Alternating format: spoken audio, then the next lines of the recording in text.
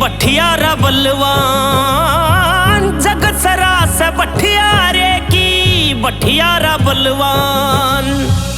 पैसे लेके घर तैता दे, पैसे लेके घर तैता दे भाई रे।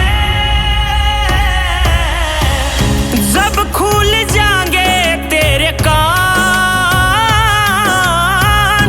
जब खुल जाएंगे तेरे कान। बंदे मानी चाहे मत मान, बंदे मानी चाहे मत मान।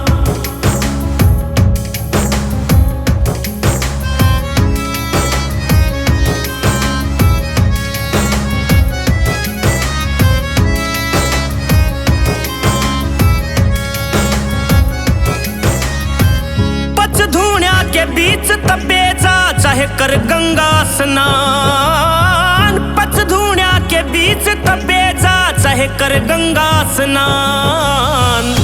मन में धूणी मन में सतगुरु, मन में धूणी मन में सतगुरु भाई रे।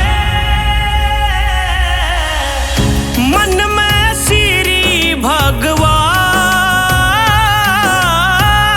मन में श्री भगवान। बंदे मानी चाहे मत मान, बंदे मानी चाहे मत मान।